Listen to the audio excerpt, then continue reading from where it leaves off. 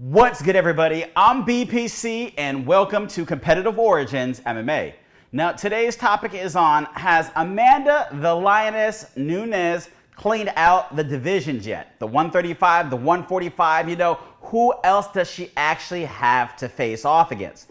Now, as you recall, she was just in the co-main event at UFC 259 against Megan Anderson. Now, a lot of people were coming up to me telling me they saw this as an upset in favor of Amanda getting beaten by Megan.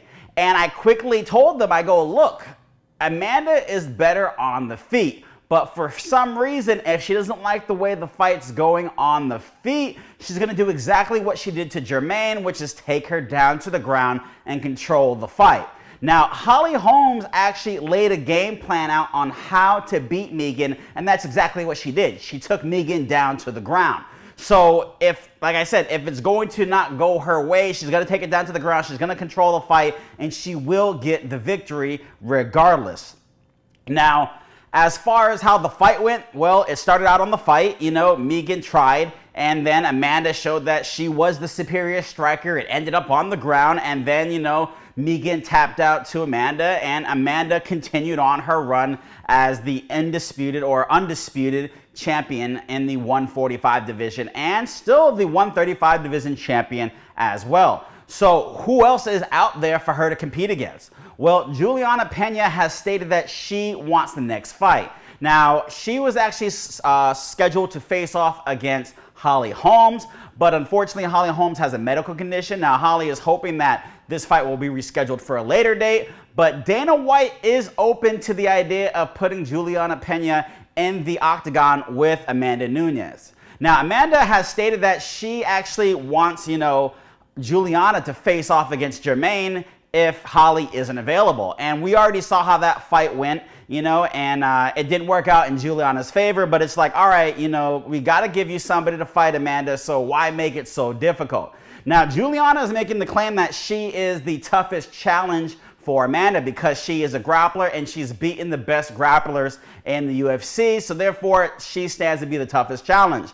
But, when I think about that, I'm like, okay, well, she might have a point there, but then you start thinking, well, hold on. The way Germaine beat her wasn't by her striking. She actually submitted her.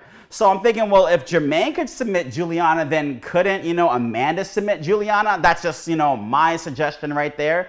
But like I said, I want to see some new people get in there. Some people give it a chance, but I hope they give her a good run for the money. I don't want to just see it be this completely steamroll over, which is what she's been doing to a lot of the ladies in these different divisions. Now, as far as, there's other people that are putting out ideas out there. One is Henry Cejudo.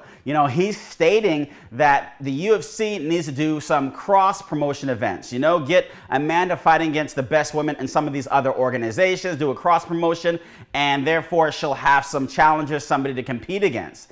Now, that would be totally great if the UFC was on board with that game plan, but knowing how the UFC rolls, they always do what's in the best interest for their company. And if Amanda were to take an L by any of these women, it helps promote the other business, and it helps promote that other fighter, and it basically hurts the UFC's product, and that's not what they want. If they're gonna have Amanda face off against somebody, they want somebody under the UFC banner that they can continue to promote and push and keep making money for them at the end of the day. So good suggestion, Henry, but we know Dana is definitely not gonna go for that. Now, my suggestion, just a wee tiny little bit of a suggestion, I think the UFC needs to go out and spend some money. Now, obviously, they have over 600 fighters on the roster. There's multiple divisions, but how many 145ers do they actually have in the UFC?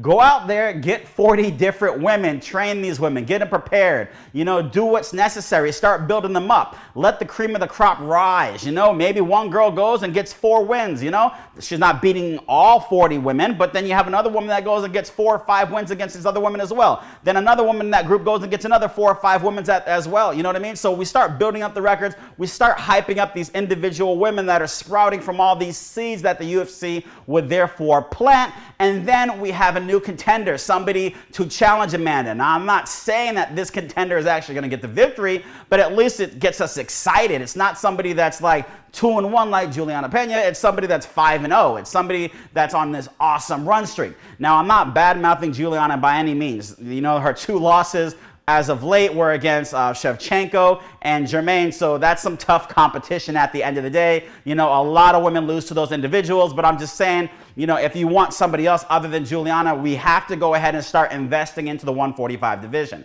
Now, Juliana did make a good point that Amanda hasn't even defended the 135 title, you know, since the previous year, 2019. And that's just way too much time to go by. She needs to get in there. She needs to start defending the belt. You know, if you're going to be a double champion, you got to defend it at least once a year, each belt. That's just, you know, the requirements, you know, or else you got to make it interim, and there's no reason to make it interim because we all know what Amanda does in that division. She absolutely dominates at the end of the day.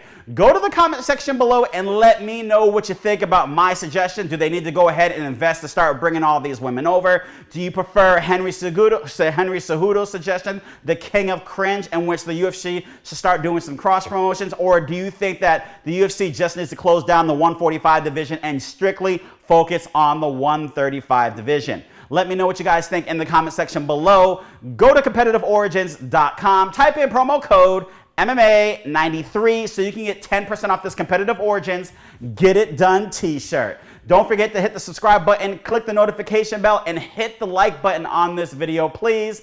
I'm BPC, and remember, you've been competing since conception. Whether you're competing against yourself or others, Competitive Origins.